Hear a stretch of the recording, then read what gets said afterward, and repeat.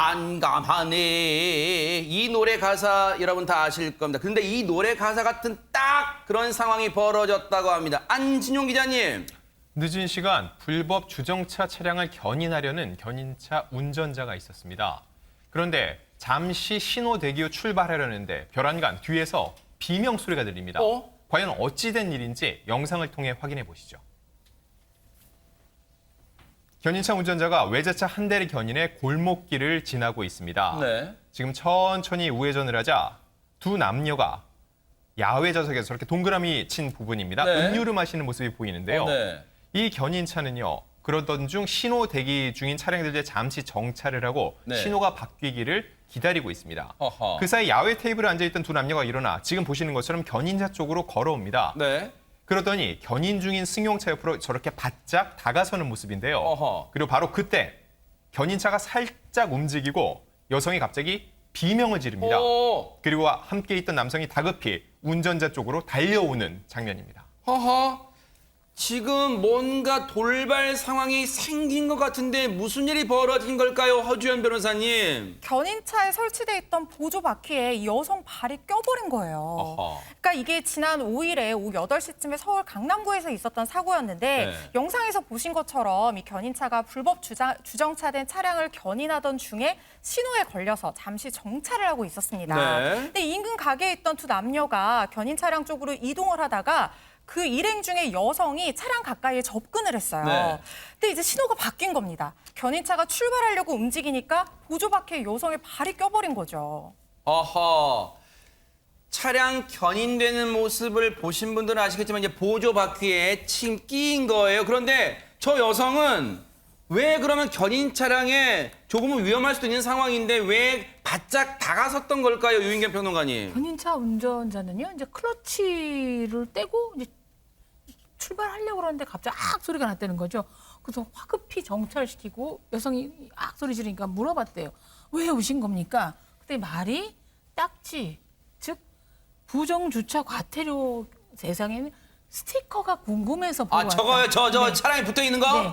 저 딱지를 꼭 확인해 보고 싶어서 왔다라고 하는데 견인차 운전자로서는 좀 억울하다.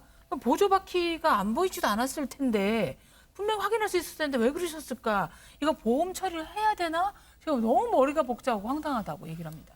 왜냐하면 지금 난감하실 거예요. 지금 저렇게 보조 바퀴 보이시죠? 저렇게 보조 바퀴가 차량 견인할 때는 저런 장치를 통해서 왜냐하면 저 견인당하는 차량도 손상되지 않게 하기 위한 장치란 말이에요. 저렇게 보조 장치에 얹어서 가기 때문에 일반 차량보다 너비가 더 나올 수 있단 말이에요. 그런데 저 바퀴에 일단 발이 끼는 거예요, 여성분이. 일단은 여성분이 피해를 입으셨으니까 이 견인차 운전자 입장에서는 일단은 이 견인차 운행으로 다쳤으니까 보험 처리해줘야 되나? 고민되실 거란 말이에요. 이 영상을 본 누리꾼들은 어떤 반응들을 보이고 있을까요, 유인경 평론가님? 대부분은 이 견인차 운전자가 책임이 없다, 안 됐다, 호의적인 부분 보입니다. 아, 그래요? 네, 왜냐하면 무조건 차가 잘못이라는 건 아니다. 왜 이런 걸 먼저 연락 없이도 예고 없이 다가와서 보다가 그 당했을까? 그리고 또 어떻게 그나마 다행이다. 좀 잠깐만 다쳤길 망정이지 더 많이 끼어들었었으면 대형 사고도 있었을 텐데라는 댓글이 올렸는데요. 또 어떤 분이 이런 얘기를 하더라고요. 설거지하는 사람 많이 하는 사람이 그릇을 깨듯 호기심 많은 사람이 늘 사고를 당한다. 아하. 천만다행인 건 지금 유인경 평론가님 말씀처럼 저 견인 차량이 속도를 내서 갑자기 이제 신호가 바뀌어서 상당한 속도로 운행하는 과정은 아니었기에 잠깐 찰나의 순간이었기에 그나마 다행이라는 건데 그래도 박성배 변호사님 견인차 기사님은 좀 억울할까요? 이거 진짜 보험 처리를 해드려야 되나요? 그 피해를 보신 여성분께 어떻습니까? 이 과실은 예견 가능성과 회피 가능성을 전제로 합니다. 이 사건의 경우에 견인차 운전자 입장에서는 앞이나 옆도 아니고 뒤에 있는 피견인차 근처에 누군가 바싹 붙어 있을 것이라고 예견하고 회피할 수 있을 것인가 상당히 의문입니다. 무과실로 결론 날 가능성도 상당히 높아 보이는데 어쨌든 차와 보행자 간의 사고이기 때문에 과실의 구체적인 정도를 불문하고 일부 배상을 해주어야 뒤탈이 없을 것 같습니다. 통상 자동차 보험회사의 경우에도 구체적인 과실 여부를 불문하고 적어도 차와 보행자 간 사고의 경우에는 초기 치료비는 지급을 해줍니다. 보험 처리를 하에 두고 난 다음에 향후 보험료 할증에 불만이 있으실 때에는 보험회사에 일을 함으로써 사후 처리를 도모하시는 게 적절해 보입니다. 그러니까요.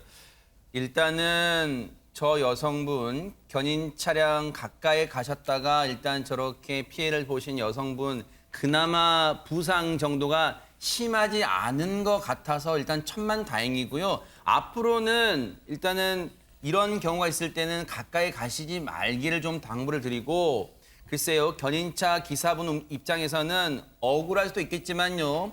일단 보험 처리 여부는 보험사와 일단 좀 상의를 하시는 게 그리고 어쨌든 다치신 분이 계시니까 잘 위로를 해드리고 타협을 하시는 게 합의를 보시는 게 어떨까 이런 생각도 해봅니다. 그런데 이런 난감한 일이 경기도 부천에서도 있었다면서요. 하재근 평론가님. 예, 이번에는 구급차가 연관된 사건인데 보시면은 교차로거든요. 교차로에서 구급차가 사이렌을 울리면서 잠시 정차를 했었는데 영상이 나올 텐데 이 사이렌을 울리고 있으니까 이제 다른 차량은 이제 양보를 하고 있고 그 구급차가 정차를 했다가 다른 차량이 서 있는 걸 보면서 이 교차로에 진입을 시도했었거든요. 네. 근데 진입을 하고 있는데 갑자기 우측에서 검정색 승용차가 빠르게 접근하면서 저렇게 접촉 사고가 나고 만 겁니다. 어허.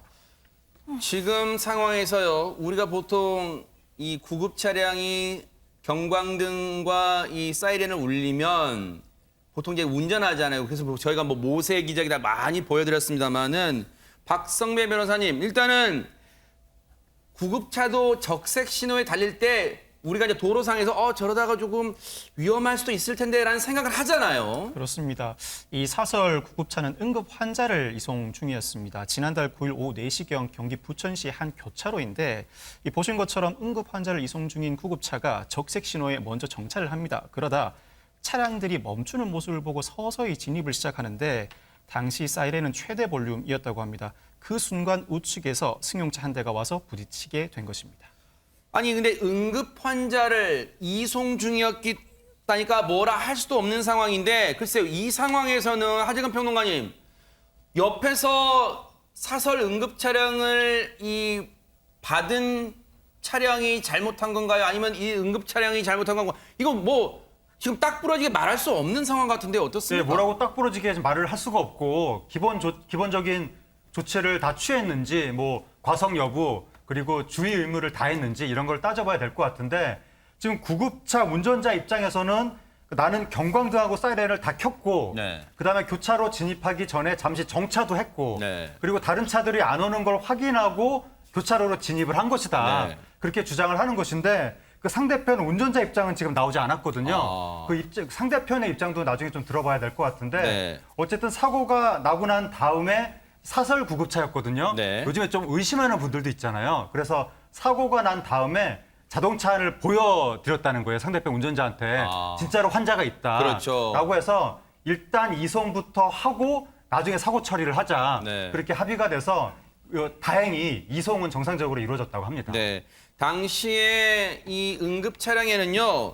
응급 차량 운전 기사님과 실제로 앞서 말씀드린 것처럼 환자분, 응급을 요하는 환자분이 계셨고 그리고 그분의 보호자, 그리고 의료진까지 탑승하고 계셔서 정상적인 응급 상황이었어요. 그리고 앞서 말씀드린 것처럼 환자 이송이 급선무니까 일단은 그 차량 운전자에게 상황을 설명하고 명함을 건네줬대요. 이런 상황이니 이 신분에 또 확인을 시켜드린 거죠. 그리고 차후에 연락합시다. 이런 차원으로 명함을 보여드리고 환자를 먼저 이송하는 임무를 마쳤다고 하는데 근데 구급차 운전기사는 이 부분이 좀 억울할 수도 있을까요? 어떻습니까? 안진용 기자님. 네, 경찰에서는 구급차가 신호 위반이기 때문에 이 가해자로 처리하는 하는 것 같다라고 해서 이제 운전자는 얘기를 했는데 아직 확정사항은 아니지만 경찰은 어쩔 수 없이 원칙대로 이걸 처리하려고 하는 것 같습니다. 이 운전자의 주장에 따르면은요. 본인은 상대방 차량이 빨리 오는 것을 보고 멈췄는데 상대 차량은 브레이크를 제대로 밟지 않은 것 같다는 거죠. 그래서 도로에 스키드 마크도 없고 블랙박스에도 브레이크 소리가 안 들린다. 얼마나 더 주의해야 하냐고 얘기를 하는데 응급 상황에서 환자를 살리기 위한 행동이었는데 본인은 억울하다는 주장입니다. 이 사설 구급 차량 운전자분은 본인의 생각으로는, 본인의 느낌으로는 경찰에서는 이 사고를 자신의 과실, 즉 응급 차량 운전자의 과실, 왜 적색불에서 갔으니까, 그래서 지금 응급 차량 운전자의 과실로 처리하려는 것 같다라고 생각하신 거예요. 그래서 저희가 사실 확인 차원에서 경찰 얘기를 들어봤는데요. 듣고 이어가 보도록 하겠습니다. 전화를 받고 내가 파악을 해봤는데 이 사건은 그냥 내사 종결할 사안입니다. 정당행위로 해가지고 내사 종결할 예정에 있어요. 이 사건은 법적으로는 처벌을 안 받는 거죠.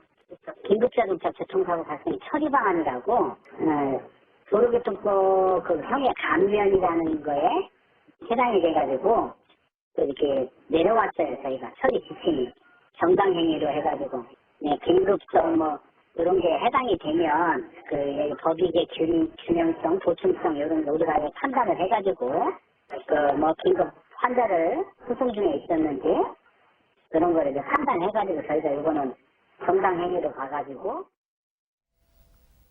다행이네요.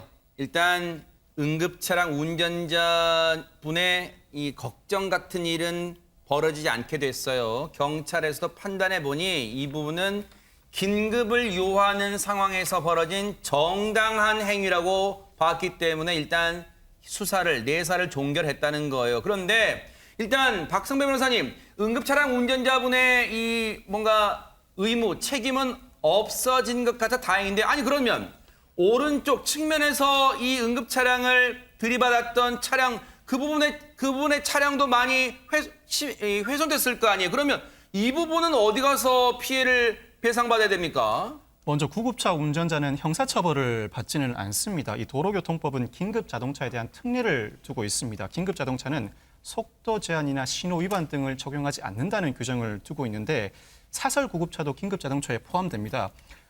신호 위반이 아니니까 12대 중과실이 아니고 따라서 자동차 종합보험에만 가입돼 있으면 형사처벌을 받지는 않습니다. 아하. 그렇지만 민사상 손해배상은 별개의 문제입니다. 물론 그 손해배상은 자신이 아니라 보험회사가 부담하게 되겠지만 아하. 이 도로교통법은 긴급자동차가 부득이한 경우에는 정지하지 않을 수 있다고 규정하면서도 이 경우 교통안전에 특히 주의하면서 운행하여야 한다고 규정하고 있습니다. 단서 조항이 있군요. 이 사안에서 이 구급차 운전자의 과실이 중해 보이진 않습니다만 어떠한 과실도 없다고 평가하기는 어려워서 아하. 민사상 손해배상, 보험회사가 배상을 해 주어야 할 가능성은 남아 있다고 봅니다. 그렇군요.